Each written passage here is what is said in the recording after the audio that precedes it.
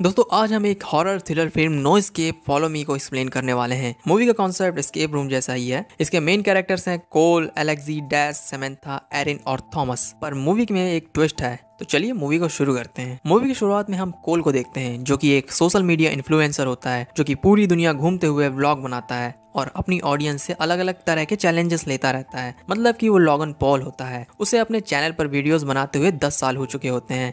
इसलिए 10वीं एनिवर्सरी पर उसके दोस्त थॉमस, एरिन, सैमंथा और डैश उसके लिए एक सरप्राइज प्लान करते हैं। कोल सरप्राइज के बारे में पूछता है। डैश उससे बताता है कि हम रसिया जा रहे हैं। वहाँ पर उसका एक अमीर दोस्त एलेक्सी है जो कि वहाँ के बहुत सारे क्लब्स और रेस्टोरेंट्स को जानता है। उसके डैड पॉलिटिक्स में है और वो तुम्हारे ब्लॉग्स भी देखता है और उसने तुम्हारे लिए एक एस्केप रूम बनाया है। कॉल डैश को बोलता है कि मैं पहले भी कई एस्केप रूम में जा चुका हूँ। डैश बताता है कि ये कस्टम एस्केप रूम है जो कि सिर्फ तुम्हारे लिए बनाया गया है। और यही हमें पता चलता है कि कॉल एरिन को पसंद करता है। जिसके बाद ये लोग मॉस्को के एयरपोर्ट पर उतरते हैं जहाँ डैश लाइव में अपने फॉलोअर्स को दिखाने के लिए सामान चेक करने वाले कन्वेयर बेल्ट में बैठकर उसके अंदर चले जाता है और रशियन गार्ड्स उसे पकड़ लेते हैं। कॉल उनसे बात करने की कोशिश करता है पर गार्ड रशियन में बात कर रहे होते हैं। जिसके बाद एलेक्सी वहां पर आ जाता है और उन्हें डैश को छोड़ने को बोलता है और उन्हें अपना कार्ड दिखाता है। जिसके बाद वो ऑफिसर्स डरते हुए डैश को वहीं पर छोड़ के चले जाते हैं। एलेक्सी उन्हें अपनी गर्लफ्रेंड विक्टोरिया और अपने 2 बॉडीगार्ड से मिलाते हैं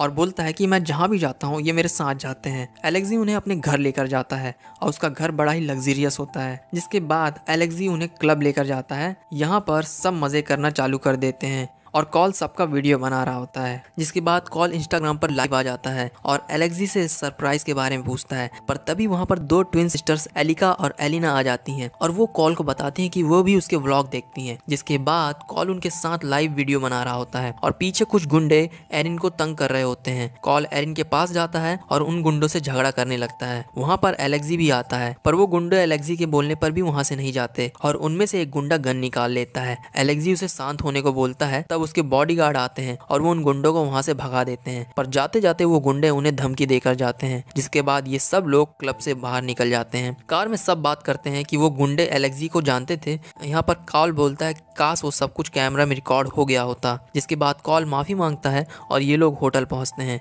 ये सब होने के बाद कॉल और एरिन काफी क्लोज आ जाते हैं पर फिर भी कॉल को अपने सोशल मीडिया हैंडल्स की पड़ी रहती है और उस क्लब का वीडियो जाने के बाद उसके 1 लाख फॉलोअर्स बढ़ जाते हैं। जिसके बाद सुबह के वक्त ये लोग एस्केप रूम गेम के लिए निकलते हैं। समंथा और डैश पहले ही निकल चुके होते हैं। कॉल और एरिन उसके बाद निकलते हैं। कॉल और एरिन कार से जा रहे होते हैं पर तभी उन लोगों को वहां पर घूमने का ख्याल आता है और वो ड्राइवर से गाड़ी रोकने को कहते हैं पर ड्राइवर उन्हें जाने का मना करता है। ड्राइवर बोलता है कि मुझे आपको मिस्टर एलेक्सी के पास लेकर जाना है। कॉल थोड़ी देर में आने को बोलता है पर उनके पास रशियन करेंसी नहीं होती है। जिसके बाद ड्राइवर उन्हें रशियन करेंसी देता है। जिसके बाद वो घूमते हैं और एक रेस्टोरेंट्स में जाते हैं। वहाँ खाना खाते हैं। जिसके बाद कॉल पैसे चेक करता है। पैसे के साथ एक कागज निकलता है पर वो कागज नीचे गिर जाता है। कॉल वेटर से पैसे पूछता है पर वेटर को तभी कॉल आता है। जिसके बाद वेटर बताता है कि आपको पैसे देने की कोई ज़रूरत नहीं है, ऑर्डर मिस्टर एलेक्सी की तरफ से है। और वो कॉल को उन पैसों में से गिर गए कागज को भी उठाकर देता है। उस कागज में कुछ नंबर्स लिखे होते हैं। एरिन बोलती है कि एलेक्सी को कैसे पता चला कि हम लोग इस जगह में हैं। ये उन दोनों को थोड़ा अजीब लगता है। जिसके बाद एरिन कॉल को बुलाती है कि आज की रात तुम्हारे लिए मुश्किल होने वाली है। जिसके बाद एरिन कॉल को बोलती है कि आज की रात तुम्हारे लिए थोड़ी मुश्किल होने वाली है। जिस पर कॉल बोलता है कि मैं बस एक एस्केप रूम में जा रहा हूँ, आखिर क्या ही हो सकता है। और वो इस रेस्टोरेंट्स में भी इंस्टाग्राम में लाइव करने लगता है। जिसके बाद दोनों एस्केप रूम में जाने के लिए निकल जाते हैं और एलेक्सी के पास पहुंचते हैं। एलेक्सी उन्हें एक सुनसान जगह पर लेकर जाता है और एस्केप रूम के बारे में बताता है और बताता है कि तुम्हें अंदर चाहे चीजें कितनी भी असली लगे वो असली नहीं है, ये याद रखना। जिसके बाद वो कॉल फिर से लाइव करने लगता है और अपने फॉलोअर्स को एस्केप रूम के बारे में बताता है। कॉल बोलता है यहाँ पर कैमरा लगे हुए हैं और आप सब ये सब लाइव देखोगे। जिसके बाद एलेक्सी उसके फोन को ले जाकर मॉनिटर के सामने रख देता है ताकि उसके फैंस सब लाइव देख सकें। जिसके बाद वहाँ पर मास्क पहने हुए लोग आते हैं और गेम शुरू करने के पहले एलेक्सी उन्हें जगह के बारे में बताता है और वो बताता है कि बोल्शेविक प्रिजन है जहाँ पर देश के दुश्मनों को क्वेश्चन टॉर्चर और मारा जाता था। जिस लास्ट आदमी को वहाँ टॉर्चर किया गया था वो अभी भी अंदर है और तुम्हें टाइम खत्म होने से पहले अपने दोस्तों को बचाना है और चाबी ढूंढनी है। जिसके बाद ये लोग इनके सर पर कपड़ा रख के इन्हें अंदर ले ले जाते हैं। कोल को अंदर एक डेड बॉडी मिलती है जिसपे पेट पे एक्स मार्क बना होता है। उस कमरे का दरवाजा बंद होता है और टाइमर स्टार्ट हो जाता है। उस कमरे में कपड़े और जूते भी पड़े होते हैं। उसके दरवाजे के पास से थॉमस और डैश की आवाज आ रही होती है। वो डर जाता है पर तभी उसे कैमरा दिखता है और वो चिल हो जाता है। उसे बॉडी के पास कुछ सामान दिखता है जिससे वो बॉडी के पेट को काटता है और उसके पेट से उसे एक चाबी मिलती है जिससे वो दरवाजा खोल लेता है। जैसे ही वो दरवाजे से आगे बढ़ता है पिछला दरवाजा बंद हो जाता है और आगे के दरवाजे खुल जाते हैं। वो आगे जाता है तो उसे एरिन मिलती है जो कि एक केज में बंद होती है और उसके पास एक चाबी होती है। वो थोड़ा और आगे जाता है तो उसे सामांथा भी मिलती है जो कि एक चेयर में बंधी हुई होती है। थोड़ा और आगे जाने पर उसे थॉमस मिलता है, जिसके बाद उसे डैश मिलता है जो कि एक कॉफिन में होता है और उसके सामने आने वाले कॉफिन्स में बहुत सारे स्पाइक्स निकले हुए होते हैं। कॉल गेम को देखकर बहुत इंप्रेस होता है और तभी माइक से एलेक्सी की आवाज आती है। वो कॉल को बोलता है कि तुम्हारे पास ज्यादा टाइम नहीं है, सब लाइव है। जिसके बाद कॉल पजल सॉल्व करने लगता है। उसे खुले हुए रूम्स में बहुत सारे गियर दिखते हैं और वो एक एक करके सबको दीवार पर लगाने लगता है।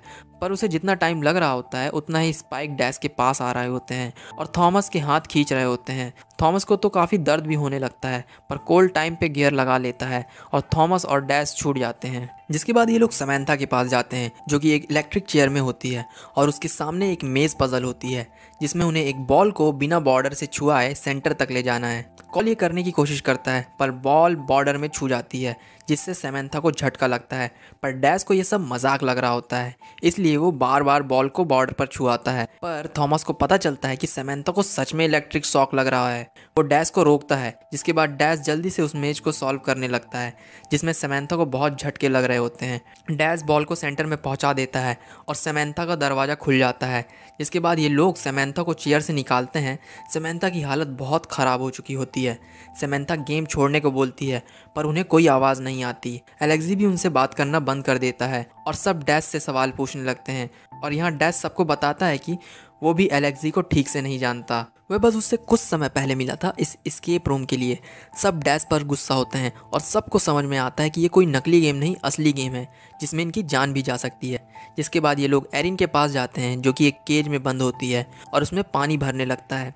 उसके रूम का दरवाज़ा भी बंद होता है। उसके रूम के सामने एक पजल होता है, अंदर 2 बॉटल होती हैं, एक 3 लीटर की एक 5 लीटर की।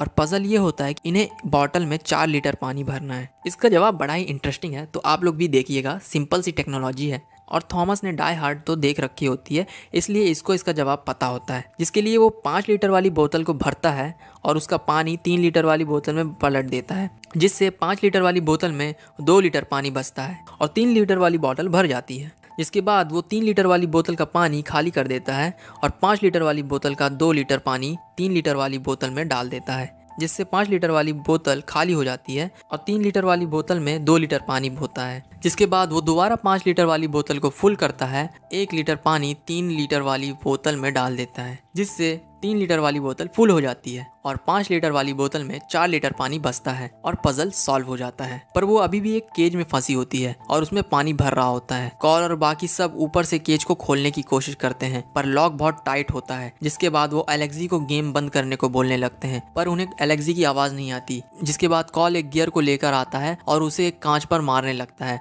पर कांच बहुत मजबूत होता है। जिसके बाद वो ऊपर के लॉक पर गियर को मारने लगता है जिससे लॉक टूट जाता है जिससे एरिन बच जाती है और टाइमर खत्म होता है और एरिन के पास जो चाबी होती है उससे ये लोग अगले दरवाजे को खोलते हैं। वहां पर कोई भी नहीं होता और वहां पर सब कुछ टूटा फूटा होता है, दीवार पर खून लगा होता है और वहां पर कोई कैमरे भी नहीं होते। वो जगह चारों तरफ से बंद होती है। वहां पे एक लोहे का कुछ होता है जिससे कोल दरवाजा खोल देता है और ये लोग जैसे ही बाहर निकलते हैं इनके सामने वही क्लब वाला गुंडा होता है अपने गैंग के साथ। उन सब के पास बंदूकें होती हैं। वो एलेक्सी की गर्लफ्रेंड को भी मार देता है, फिर सबको कार में पकड़ के लेकर चले जाता है। हम यहाँ उस ड्राइवर को भी देखते हैं जिसने कॉल को पैसे दिए थे। कॉल जब उठता है तब उसके सामने एक आदमी आता है जो कि उसे डरा धमका रहा होता है और वो ये सब लाइव ब्रॉडकास्ट कर रहा होता है। वो कॉल को बोलता है कि तुम्हें पता है कि एक सेलिब्रिटी को टॉर्चर करने का वो मुझे कितना पैसा देते हैं। वो कॉल को एक कमरे में बांध देता है जहाँ पर मॉनिटर पर उसे एरिन दिखती है।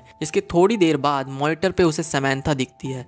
वो आदमी समैंथा को टॉर्चर कर रहा होता है। वो पहले उसका दांत निकालता है और फिर उसके गले में चाकू मार देता है, जिससे उसकी मौत हो जाती है।